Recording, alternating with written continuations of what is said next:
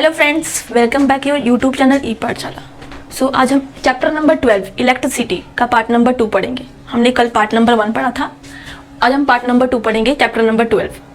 Okay, तो हमने कल के वीडियो में क्या पढ़ा था? मेनली चार्जेस के बारे में पढ़ा था। Charge, electric charge, current, direction of current, potential difference के कारण पढ़ा था। पोटेंशियल डिफरेंस मैंने बताया था कि जो चार्ज फ्लो होता है किसके वजह से होता है? पोटेंशियल डिफरेंस के कारण होता है। ओके, पोटेंशियल डिफरेंस के कारण होता है। और आज हम पढ़ेंगे इलेक्ट्रिक सर्किट, जो नया टॉपिक है हमारा पार्ट, ये electric circuit. Okay, electric circuit, अब हम बात करते हैं इलेक्ट्रिक सर्किट होता क्या है। एक कंटिन्यूअस एंड क्लोज पाथ, एक कंटिन्यूअस एंड क्लोज पाथ हम इसको क्या कहते हैं? इलेक्ट्रिक सर्किट कहते हैं। जैसे कि ये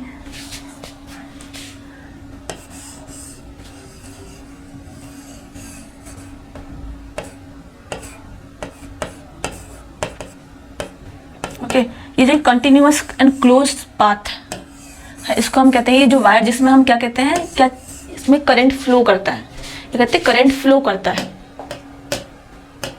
ये कहते हैं करंट फ्लो करता है। ये जो पाथ, ये जो कंटिन्यूअस पाथ है जिसमें क्या कहते हैं करंट फ्लो करता है, इसको हम कहते हैं इलेक्ट्रिक सर्किट। ओके, क्या कहते हैं? Electric circuit. इसके कुछ कंपोनेंट्स हैं, जैसे प्लग होता है, बैटरी होती है। अगर बैटरी सेल होता है, कुछ कंपोनेंट्स होते हैं किसके? इलेक्ट्रिक सर्किट के कुछ कंपोनेंट्स होते हैं। ओके, बैटरी सेल, एक सर्किट में बैटरी और सेल होता है, जिस मतलब मेनली जो कंट्रोल करता है, जैसे फ्लो का जो करंट है वो फ्लो होता है, जो पूरा कंट्रोल करता है वो सेल और बैटरी करता है। ओके, जिससे पोटेंशियल डिफरेंस क्रिएट होता है। पोटेंशियल डिफरेंस जो हाई कंसंट्रेशन, मतलब पॉजिटिव से जो नेगेटिव टर्मिनल पे जो करंट फ्लो होता है उसको हम कहते हैं पोटेंशियल डिफरेंस। जो पोटेंशियल डिफरेंस क्रिएट कौन करता है? वो मेनली बैटरी और सेल करते हैं। ओके, क्या कौन करता है? जो पोटेंशियल डिफरेंस क्रिएट कौन करता है? कौन क्रिएट करता है? वो बैटरी और सेल। सर्किट में जो बैटरी और सेल प्रेजेंट होता है वो पोटेंशियल डिफरेंस क्रिएट करता है। ओके, ये सब कुछ सिंबल्स हैं सर्किट का, कुछ सिंबल्स है सर्किट का। जैसे कि इलेक्ट्रिक सेल, अगर कोई भी सर्किट में ऐसा एक सिंबल दिया हो,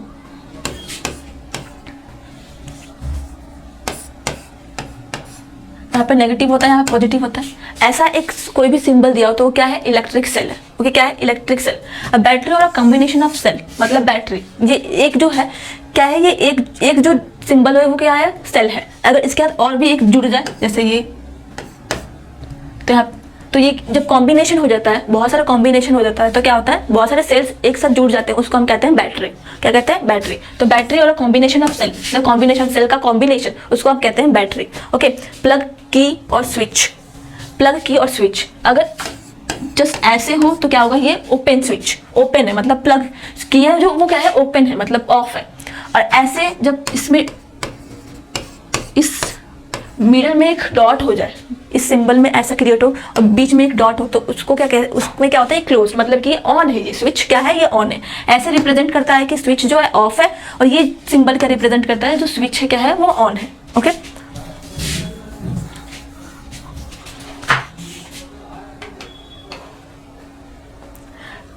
वायर जॉइंट, वायर जॉइंट देखते हैं। वायर जॉइंट सिंपली ऐसे, क्या है? यहाँ पे एक जॉइंट है, यहाँ से भी वायर आ रहा है, यहाँ से भी वायर आ रहा है, यहाँ से भी वायर आ रहा है, यहाँ से भी वायर, यहाँ से भी वायर, यहाँ से भी, इस बीच में क्या है? एक joint point.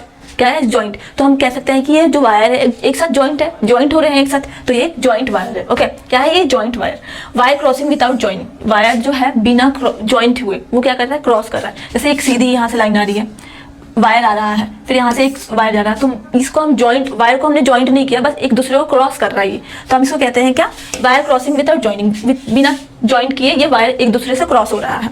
Electric bulb, mainly कोई भी अगर हम सर्किट डायग्राम बनाते हैं तो उसमें इलेक्ट्रिक बल्ब का सिंबल हम ऐसे बनाते हैं। ओके, तो ये रिप्रेजेंट क्या करता है? Electric bulb. और रेजिस्टर और रेजिस्टेंस, रेजिस्टर ऑफ रेजिस्टेंस, इसका जो सिंबल है क्या शो हो रहा है? ये रेजिस्टेंस। क्या है? ये रेजिस्टेंस है। ओके, वेरिएबल रेजिस्टेंस और रियोस्टेट, यहां से एक एरो यहां से क्रॉस हो रहा है, या फिर ऐसे एक एरो क्रॉस होगा। ये क्या था? मैंने आपको बताया था, ये रेजिस्टेंस था, एक रेजिस्टर था रेजिस्टेंस का। इस रेजिस्टर पे एक वायर, एक एरो ऐसे क्रॉस करेगा, या फिर ऐसे क्रॉस, ऐसे पॉइंट करेगा, तो क्या है वो वेरिएबल रेजिस्टेंस। ओके, क्या है ये वेरिएबल रेजिस्टेंस। एमीटर मैंने बताया था इलेक्ट्रिक करंट का जो मेजरमेंट है, इंस्ट्रूमेंट है जिसको हम जिससे मेजरमेंट करते हैं इलेक्ट्रिक करंट को, उसको क्या कहते हैं एमीटर। ये एमीटर का सिंबल क्या है, एमीटर का सिंबल है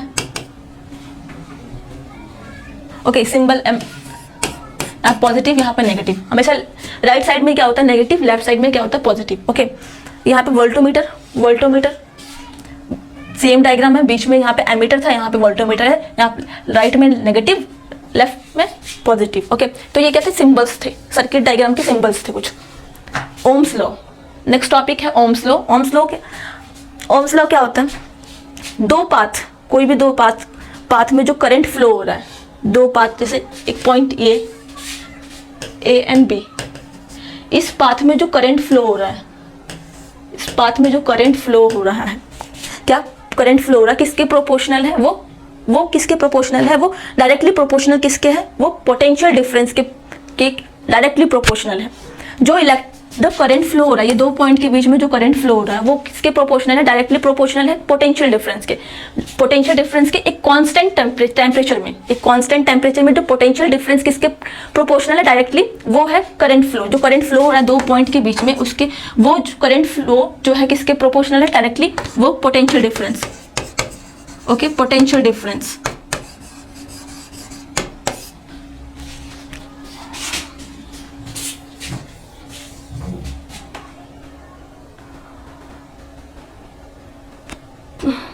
The potential difference across the end of a given metallic wire in an electric circuit directly proportional to the current flowing through it, provide its temperature remains the same। एक constant temperature में जो current flow हो रहा है वो directly proportional है potential difference के, उसको हम कहते हैं ओम्स लॉ। क्या कहते हैं, ओम्स लॉ।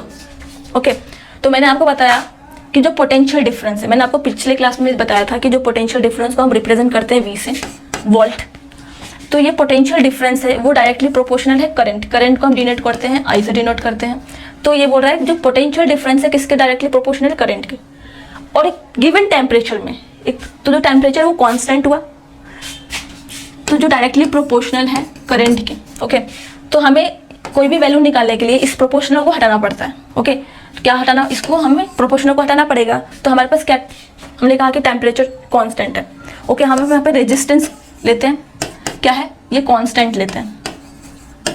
ओके, यहाँ पे हमने इसको हटाने के लिए, इस प्रोपोर्शनल को हटाने के लिए हमें एक चीज को कांस्टेंट लेना पड़ेगा। तो जो हमारे पास जो फॉर्मूला बना है, क्या बना है, V = I × R। ओके, तो ये हमारे पास जो प्रोपोर्शनल था, प्रोपोर्शन का साइन था, वो हमने हटा के इसे यहाँ पे इक्वल्स टू में चेंज कर दिया। वहाँ पे हमने R को कांस्टेंट ले लिया। क्या R यहाँ पे क्या है, रेजिस्टेंस है। अब रेजिस्टेंस देखते हैं क्या होता है। रेजिस्टेंस एक प्रॉपर्टी है कंडक्टर की। क्या है, एक प्रॉपर्टी है कंडक्टर की, जो क्या करता है, जो फ्लो ऑफ चार्ज या फिर करंट है उसको रेजिस्ट करता है। ओके, जैसे कि रुकावट जो आती है, जैसे करंट फ्लो हो रहा है, एक सर्किट में करंट फ्लो हो रहा है, जो कुछ रुकावटें के कारण जो करंट है वो रुक जाता है बीच में, तो उसको हम कहते हैं रेजिस्टेंस। क्या कहते हैं, रेजिस्टेंस। ओके,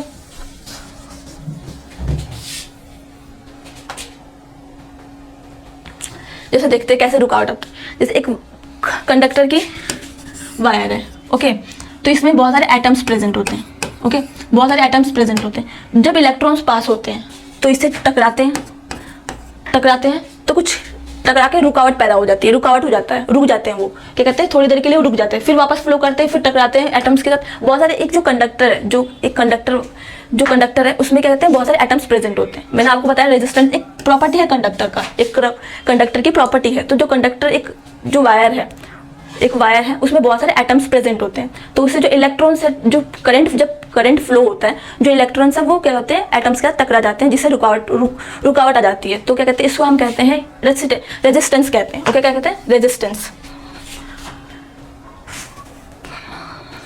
SI यूनिट क्या है, रेजिस्टेंस की SI यूनिट क्या है, ओम। क्या है, ओम।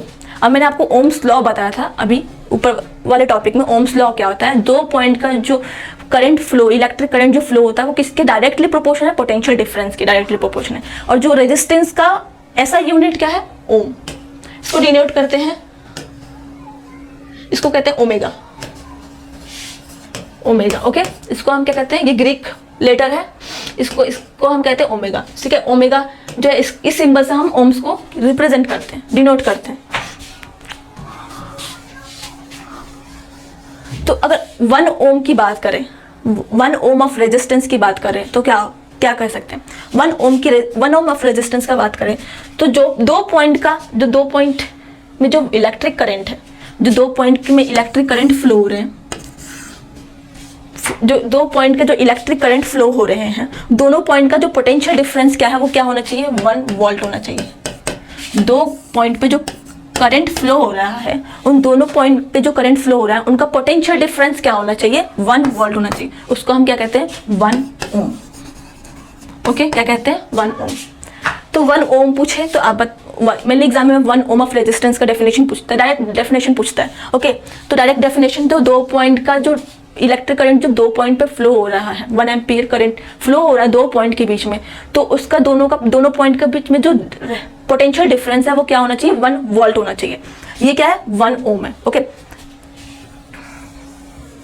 फॉर्मूला क्या है, R equals to V/I, resistance volt current. Okay, तो क्या है ये, मेनली फॉर्मूला बेसिस न्यूमेरिकल्स आते हैं, तो ये फॉर्मूला याद रखिएगा, R resistance equals two volt upon में करंट। ओके,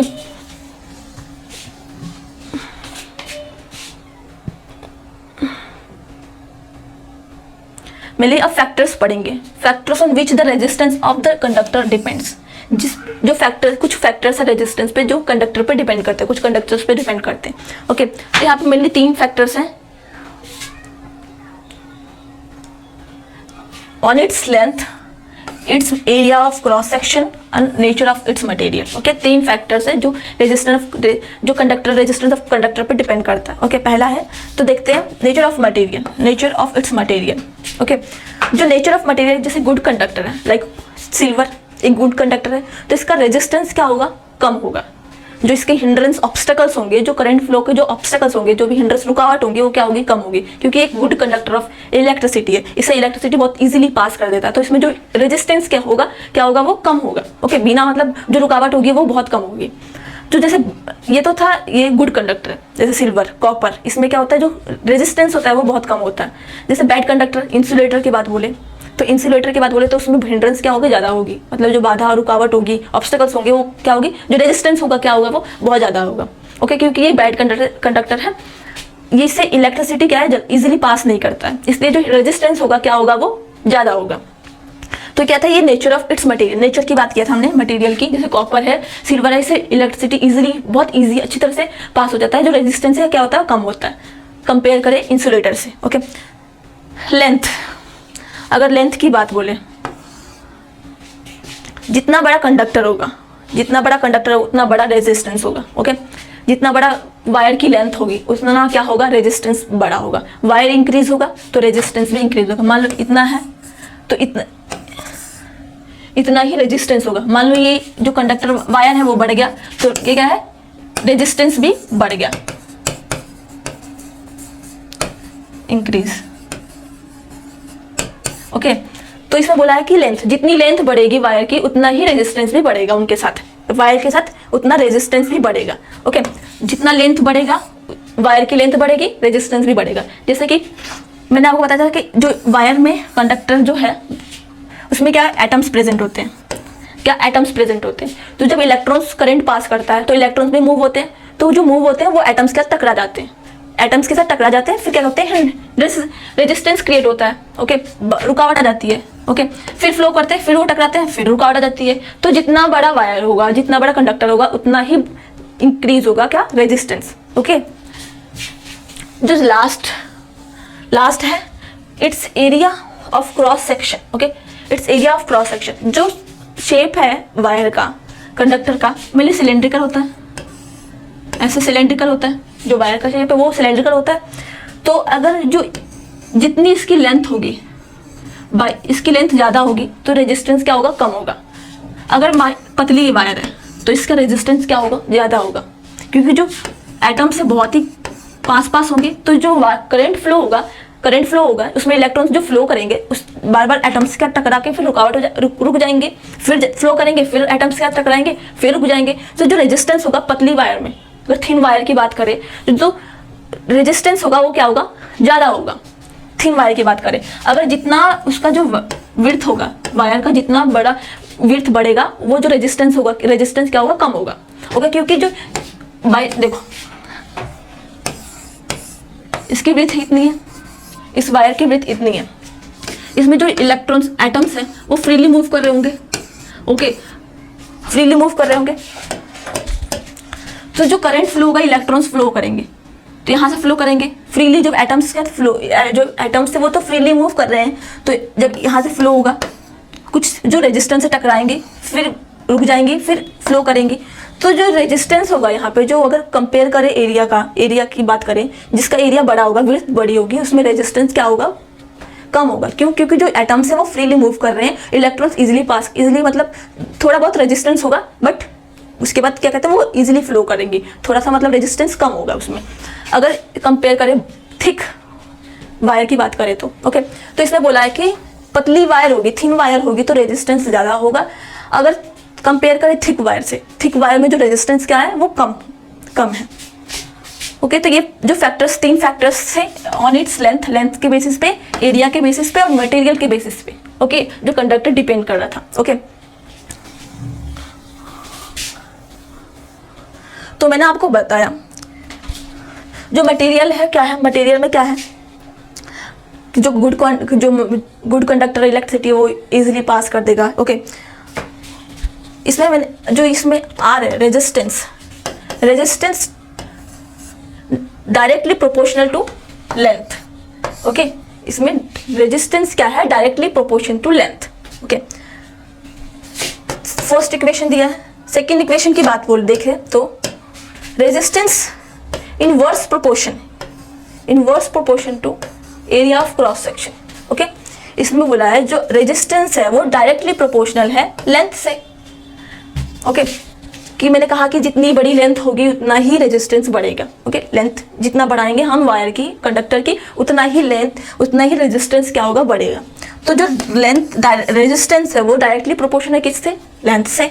अगर देखिए एरिया की, तो एरिया क्या है, इनवर्स प्रोपोर्शन है किसके, एरिया रेजिस्टेंस से। ओके, जो रेजिस्टेंस है वो इनवर्सली प्रोपोर्शनल है एरिया से। सेकेंड इक्वेशन बन गई। अगर दोनों इक्वेशन की बात बोले तो हमारे पास एक फॉर्मूला आया, ये हमारे पास ये L। ओके, तो ये मैंने आपको बोला resistance directly proportional to L, तो डायरेक्टली प्रोपोर्शनल है L से, इनवर्सली प्रोपोर्शनल है एरिया से। तो यहाँ पे फॉर्मूला बना R जो है वो इनवर्सली प्रोपोर्शनल है एरिया से और डायरेक्टली प्रोपोर्शनल है लेंथ से। ओके, तो हमने पहले जो फॉर्मूला फॉर्मूला देखा था उसमें एक प्रोपोर्शनल का साइन हमें हटाना था, क्योंकि उससे हमें कोई भी फॉर्मूला से हम कोई भी न्यूमेरिकल सॉल्व नहीं कर सकते। तो इस प्रोपोर्शनल को हमें हटाना होगा। ओके, इस प्रोपोर्शनल को हमें हटाना होगा, तो कुछ हमें कांस्टेंट लेना पड़ेगा। क्या होगा, कांस्टेंट लेना पड़ेगा हमें। देखते हैं क्या ओके, तो यहाँ पे P कांस्टेंट लिया है। ओके, क्या लिया है, P कांस्टेंट लिया है। P रो की, जिसको हम क्या कहते हैं, rho is a constant proportionally and called electrical resistivity कहते हैं। तो इस P को हम लोगों ने यहाँ पे कांस्टेंट लिया है, इसको प्रोपोर्शन को हटाने के लिए। ओके, इसको क्या कहते हैं हम, इलेक्ट्रिकल रेजिस्टिविटी। ओके, ये एक मटेरियल ऑफ कंडक्टर है, मतलब कि ये क्या कहता है, जो रो है वो कोई भी कंडक्टर का क्या बताता है, वो मटेरियल प्रॉपर्टी बताता है कि किस टाइप का मटेरियल है वो। ओके, मटेरियल प्रॉपर्टी बताता है वो मेनली कोई भी कंडक्टर का। ओके, तो ये क्या फॉर्मूला हमारे पास क्या हुआ, रेजिस्टेंस P रो लेंथ अपॉन में एरिया। ओके, तो हमारे पास क्या बना, रेजिस्टेंस इक्वल्स टू, हमने हटा दिया ये प्रोपोर्शन को, हटा दिया यहाँ पे इक्वल्स टू का साइन डाल दिया, रो लेंथ अपॉन में एरिया। ओके, तो हमारे पास फाइनली एक न्यूमेरिकल्स को सॉल्व करने के लिए एक फॉर्मूला बन गया। ओके, कोई भी जब प्रोपोर्शनल का साइन हो तो हम उससे कोई भी फॉर्मूला, इस फॉर्मूले से हम कोई भी न्यूमेरिकल सॉल्व नहीं कर सकते। तो हमने उस प्रोपोर्शनल को हटाने के लिए हमें कुछ कांस्टेंट लेना पड़ा, तो हमने यहाँ पे रो को कांस्टेंट लिया। ओके, जिसको डिनोट करते हैं P, स्मॉल लेटर P से। जो मेनली मेटल्स और एलॉय है, वो क्या होता है, गुड कंडक्टर ऑफ इलेक्ट्रिसिटी होते हैं। मेनली मेटल्स और जो एलॉय है वो क्या होता है, उससे जो इलेक्ट्रिसिटी है वो बहुत इजीली पास हो जाती है। कोई जो रेजिस्टेंस है, मैंने आपको बताया था कि जिस नेचर, मैंने कॉपर सिल्वर की बात बोली थी कि ये गुड कंडक्टर ऑफ इलेक्ट्रिसिटी है, जिससे क्या होता है जो रेजिस्टेंस होता है कम होता है, क्योंकि इससे जो करंट है वो इजीली पास हो जाता है, तो इसके कारण जो क्या होता है रेजिस्टेंस कम होती है। तो मेनली जो मेटल और एलॉय है वो गुड कंडक्टर ऑफ इलेक्ट्रिसिटी है, तो इसमें रेजिस्टेंस क्या होगा, कम होगा, क्योंकि इसमें जो इलेक्ट्रिसिटी है वो इजीली पास हो जा रही है बिना रेजिस्टेंस को क्रिएट किया। ओके, तो जो रेजिस्टेंस है वो क्या, वो कम क्रिएट हो रहा है। जैसे इंसुलेटर की बात मैंने की थी, जो रेंज है क्या है, लो रेजिस्टिविटी का जो रेंज क्या है, -10 ओमेगा मीटर। तो ओमेगा मीटर, अब ओमेगा मीटर आया यहाँ पे, तो ओमेगा जो इलेक्ट्रिकल रेजिस्टिविटी का हमने पढ़ा था, जो एक कांस्टेंट लिया था हम लोगों ने, पी को, रो को, एक कांस्टेंट था प्रोपोर्शनली, उसको हमने कहा था इलेक्ट्रिकल रेजिस्टिविटी। इसका ऐसा यूनिट क्या था, ओमेगा मीटर। क्या था इसकी, ओमेगा मीटर क्या था, इसकी ऐसा यूनिट थी, किसकी, इलेक्ट्रिकल रेजिस्टिविटी की। ओके, रेजिस्टिविटी की जो ऐसा यूनिट क्या थी, omega metre.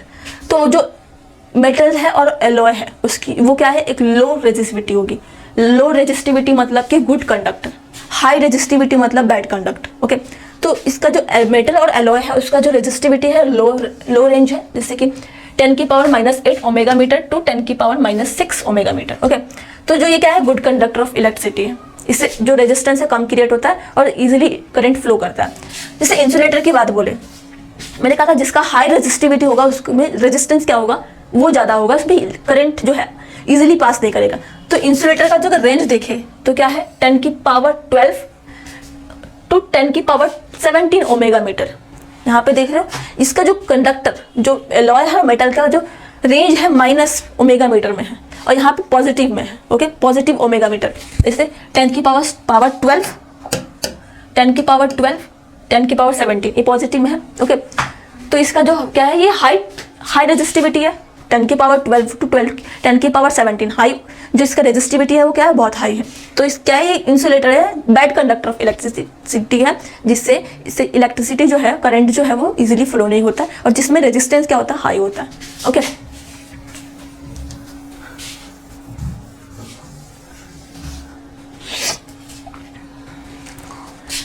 Alloy do not oxide readily at a high temperature. जो एलॉय है वो इजीली बर्न नहीं होता हाई टेम्परेचर में। ओके, क्या इसमें बोला कि जो एलॉय है वो ऑक्सीडाइज मतलब कि बर्न नहीं होता है हाई टेम्परेचर में। हाई टेम्परेचर में करे तो वो क्या होता है, बर्न नहीं होता है।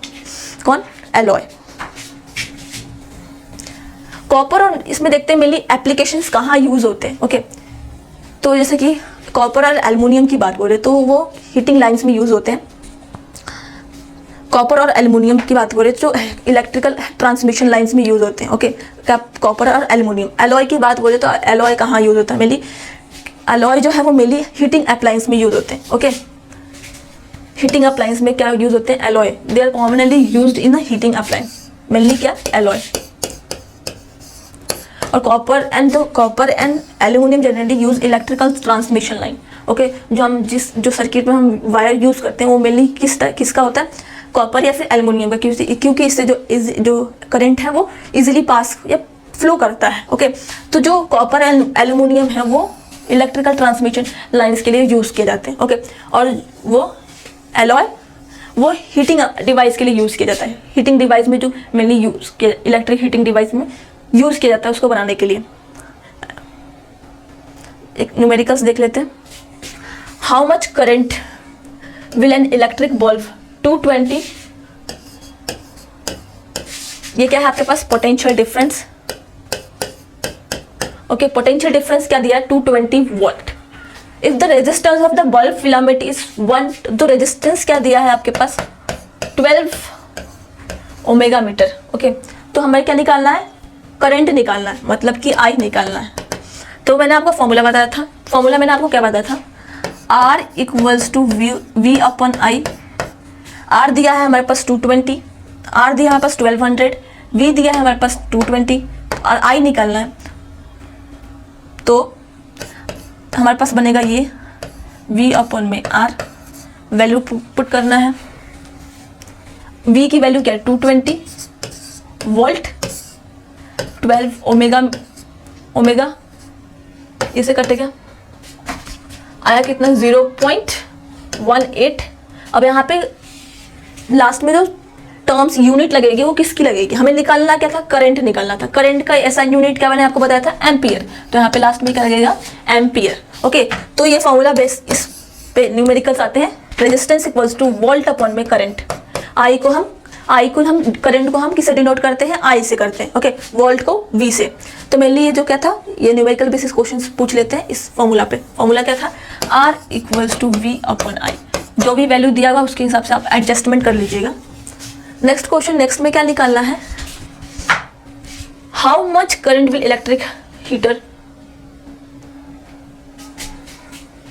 पहला पार्ट था इसका, how much current will electric heater coil draw from the 220 volt source if resistance इस हीटर इज।